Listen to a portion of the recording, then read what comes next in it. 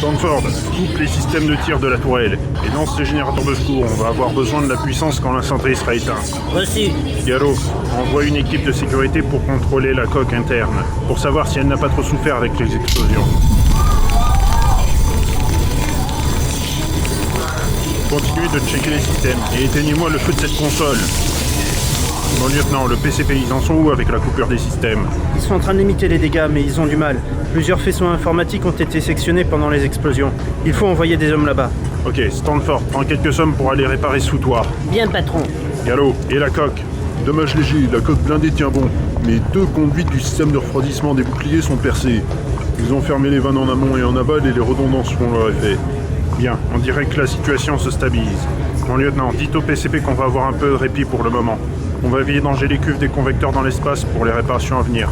En plus, ça empêchera de nouveaux incendies. Bien, je les informe. Ah! Je crois que j'ai parlé trop vite. Évacuation de tout le personnel. Gallo, où en sont nos équipes? 3 membres de l'équipe de la coque ont été aspirés par la dépressurisation. Quant à l'équipe des convecteurs, elle ne répond plus, patron. Merde, on verra ça plus tard. Une équipe incendie ira les sortir de là dès qu'elle sera prête. Mon lieutenant, on y va.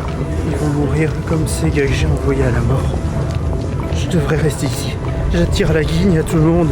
On va tous y rester de toute façon, alors ça sert à rien de fuir ailleurs dans ce vaisseau de malheur.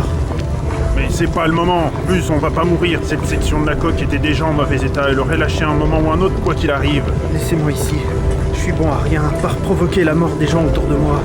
Mes parents et ces hommes que j'ai envoyés à la mort. Réveillez-vous, espèce de fiotte. Vous n'avez envoyé personne à la mort. J'ai donné cet ordre et ceux de la coque vont être secourus par une navette de sauvetage. On s'en va d'ici. Gallo, Cazenave, aidez-moi à le bouger d'ici. Reçu, patron.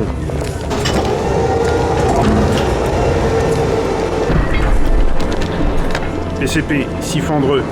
PCA évacué. 3 hommes flottent dans l'espace. Les 5 autres sont quelque part du côté des convecteurs endommagés. Il faut les rechercher. Reçu.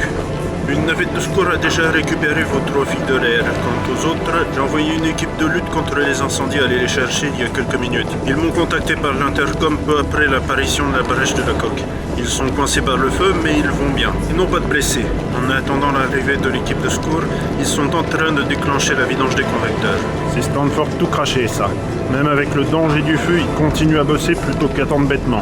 Ça m'en rassure. Merci mon lieutenant. Bon, la brèche a eu un effet positif, les incendies sont éteints et la température de la zone est en train de chuter. Les problèmes ne sont pas totalement réglés, mais la situation est stable. Reposez-vous, vous et vos hommes, vous l'avez mérité. On continue de surveiller ça d'ici. Bien mon lieutenant, je vais vous laisser. Lâchez-moi, je veux y retourner. Je dois les sauver. On va mourir. On est déjà tous morts.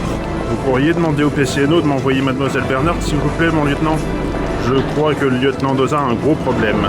Je fais ça tout de suite. Si vous êtes inquiet pour lui, c'est que c'est sûrement grave. Je crois qu'il perd les pédales. Je vois. Je vous l'envoie et je fais aussi venir un médecin. Je vous remercie.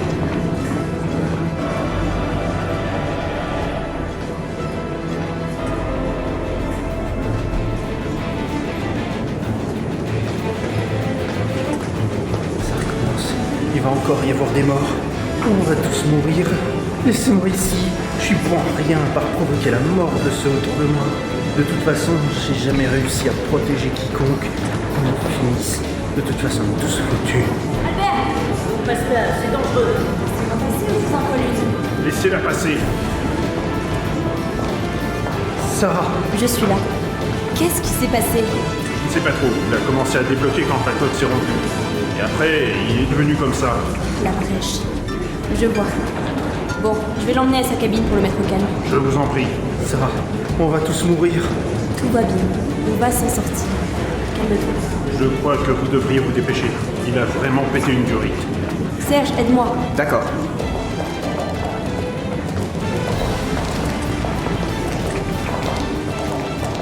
Pourquoi est-ce qu'il est comme ça? Il y a 5 ans, il était en voiture avec ses parents. Il pleuvait, il faisait nuit, et ils ont eu un accident. La voiture a pris feu et ses parents sont morts. Un passant l'a sorti in extremis de la voiture avant qu'il ne brûle lui aussi. Ah, il a eu de la chance. Si on veut. Il ne s'en est jamais vraiment remis. Il est devenu tout d'un coup quelqu'un de méfiant, renfermé et peureux. Je ne sais pas trop ce qui s'est passé dans cet accident, mais il a changé. Il a fait comment après? Il a habité chez moi. Nos parents étaient très proches. On se connaît presque depuis le berceau. Il est comme un frère pour moi. Un frère? Beaucoup de gens pensent que vous sortez ensemble. Moi et Albert? Non, ce n'est pas qu'il ne soit pas mon genre, mais je ne le vois pas comme ça. Et je pense qu'il ne me considère que comme sa petite sœur qu'il doit protéger. C'est vrai. J'ai entendu dire qu'il devient un vrai démon quand il a des problèmes. Je ne te le fais pas dire. Même Frédéric Dard, qui n'arrête pas de lui chercher des crosses, sait qu'il ne doit pas s'impliquer physiquement en moi. On le connaît depuis l'école primaire et c'était déjà une teigne. Mais Albert le remettait souvent à sa place. C'était le protecteur des faibles, en quelque sorte. Jusqu'à son accident de voiture. Je vois. On arrive. On va l'allonger ici. C'est quoi cette odeur? Je crois que ça sent l'urine. Je crois savoir. Regarde son pantalon. Je vois. Tu peux lui changer ses vêtements? Je crois que le choc a été trop grand pour ses sphincters. Oh, d'accord. J'attends dans la salle d'à côté. Je vais contacter le docteur Home. Il saura sûrement quoi faire. Je m'en occupe.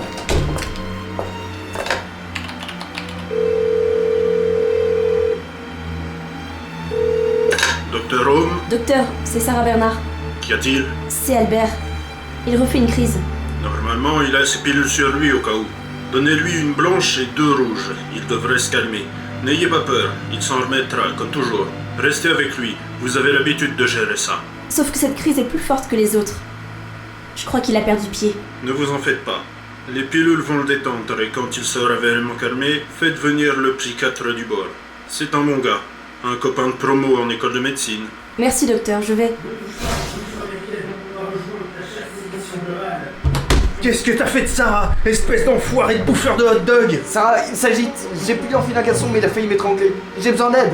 Je dois y aller, docteur. Je vous rappelle pour vous tenir au courant. D'accord, à plus tard, prenez soin de lui. Je ne vais pas pouvoir le retenir éternellement.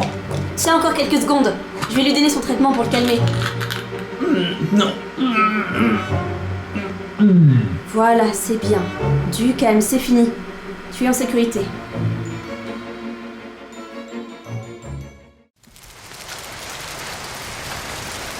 Eh oh, quelqu'un m'entend?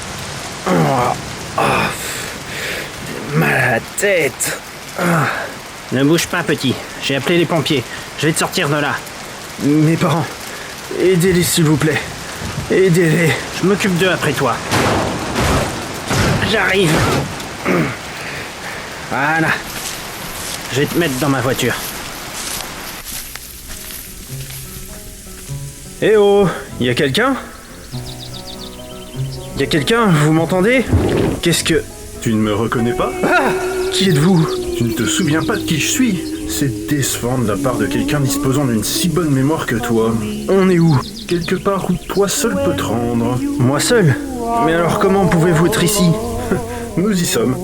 Comment? C'est une bonne question. Mais pourquoi es-tu là? Cette question est bien plus intéressante, je dois dire. Je comprends rien. Si je te disais que la dernière fois que tu es venu ici, tu m'as traité de fouineur parce que je posais trop de questions et d'homme moralisateur insupportable, ce qui n'était pas vraiment très gentil. Mais tu m'as aussi donné un prénom, Nicolas. Au final, tu t'étais bien rattrapé. Oui, en rapport à Nicolas Cofteau. On avance, on avance. Tu vois que tu te souviens de moi? J'ai jamais pu supporter cet auteur. Moi non plus, je vais te dire. Bon, pourquoi est-ce que tu viens me rendre visite cette fois-ci?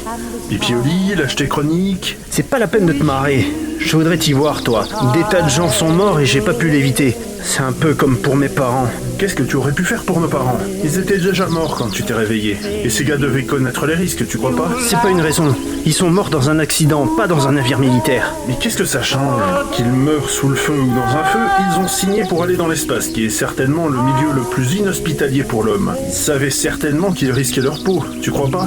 Ça veut dire que je peux pas protéger Sarah ou quiconque. Je suis inutile dans cette flotte si je ne peux pas protéger la personne la plus importante à mes yeux. Arrête ce baratin et mets-toi au boulot. Reprends cette arme que t'avais avant que cette voiture nous envoie dans le décor. Je sais que tu as raison. Pour ça en tout cas. Ai-je déjà été de mauvais conseils? Mais je sais pas trop comment faire. Tu trouveras bien un moyen. Mais pour l'heure, il faut que tu retournes à la réalité. Je crois que quelqu'un attend ton retour. Bon, je suppose qu'on se reverra.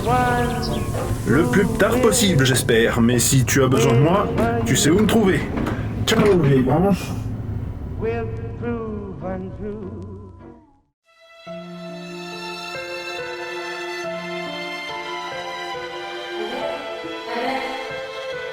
Réveille-toi, espèce de mauviette, j'ai besoin de toi.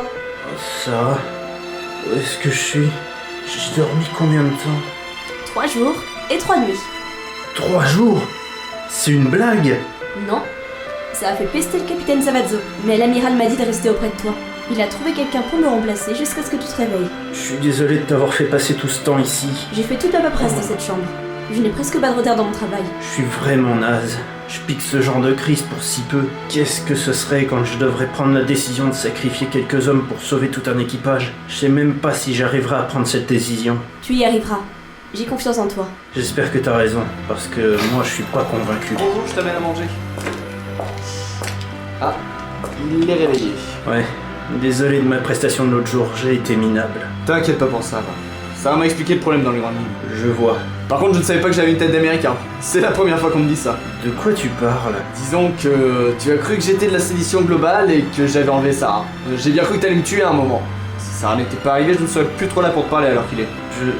Je sais pas quoi dire, je suis vraiment désolé. T'en fais pas, je m'en remettrai. Ah, au fait, je dois prévenir Rome et l'amiral. Il voulait te parler. Vas-y. Je reviens.